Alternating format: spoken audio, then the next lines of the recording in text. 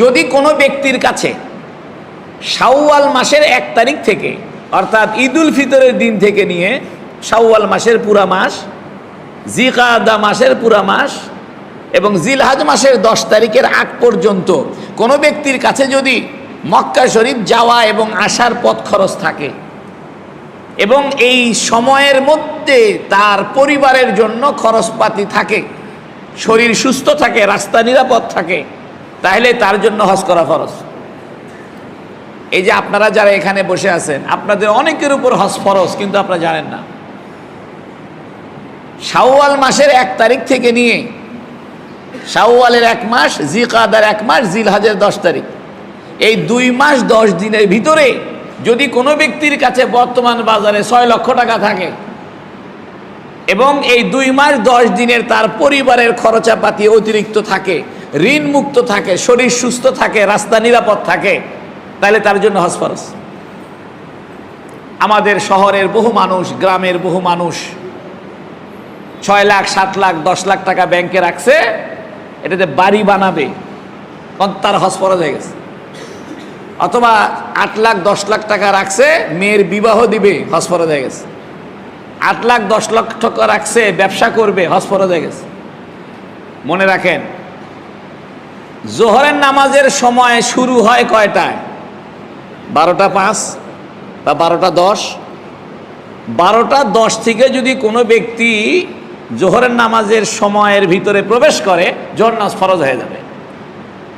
মনে করেন জোহরের নামাজের সময় শুরু হলো 12:05 আর জোহরের নামাজের শেষ সময় মনে করেন 4:30।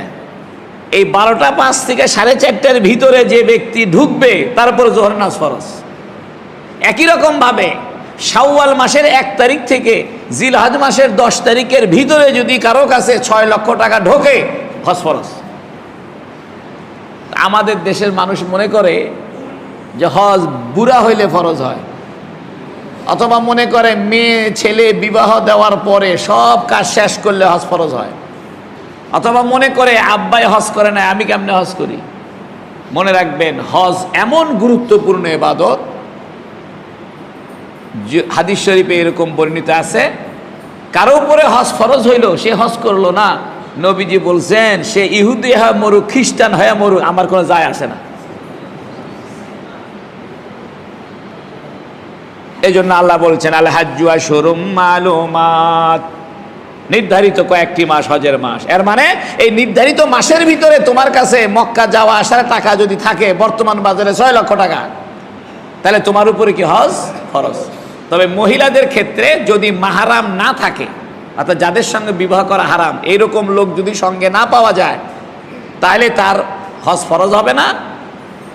যদি কিনা ডবল টাকা না থাকে, মনে করেন বাবা, ভাই, মামা এরা কেউ যাচ্ছে না, তাহলে এই মহিলার ডবল টাকা থাকতে হবে, 12 লক্ষ টাকা থাকতে হবে।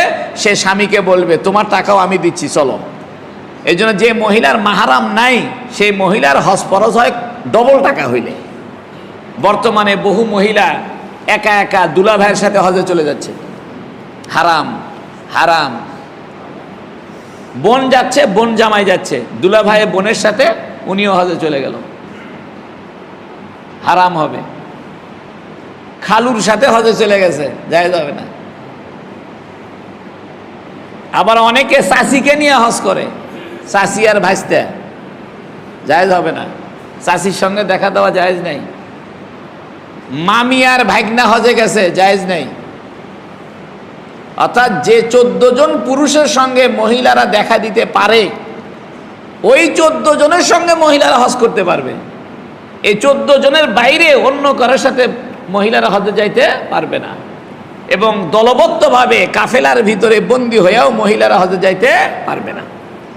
এখন আল্লাহকে বলছেন কি দেখেন, ফামান ফারাদা ফীহিন্নাল হাজ্জা, যে ব্যক্তির উপরে হজ ফরজ হয়ে গেল, অর্থাৎ এই শাওয়াল, জিলকাদ, জিলহজ মাসে 6 লক্ষ টাকার মালিক হইল, ফালা রাফাসা ওয়ালা ফুসুকা ওয়ালা জিদালা ফিল হজ, সে যেন রফাস না করে।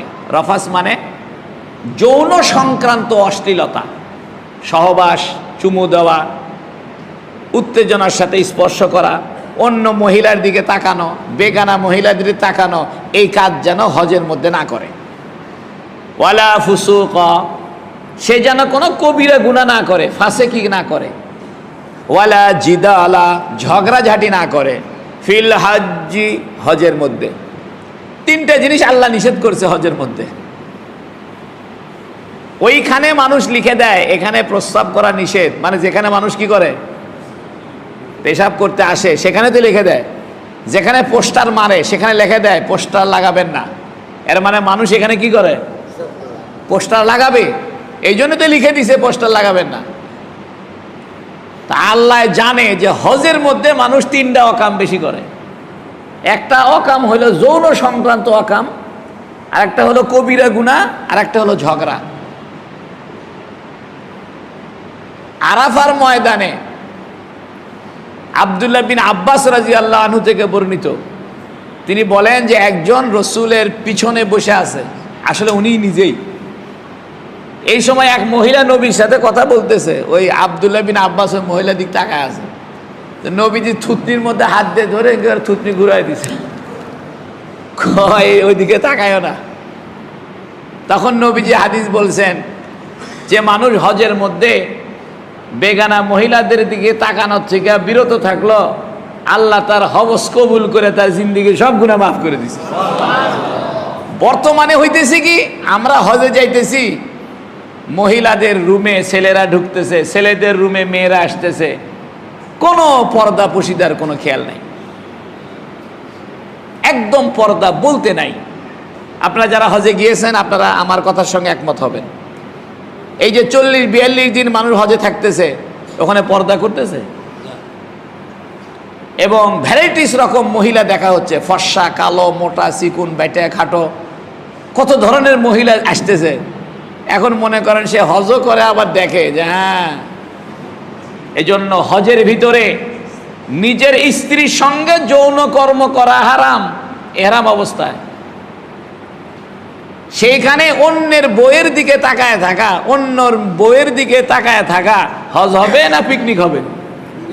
এই জন্য আল্লাহ বলতেছে খবরদার, যৌন সংক্রান্ত কোনো অপরাধ করো না। নিজের স্ত্রীর সঙ্গে সহবাস জায়েজ নাই, সেখানে মানুষের বইয়ের দিকে তাকানো তো জায়েজই নাই।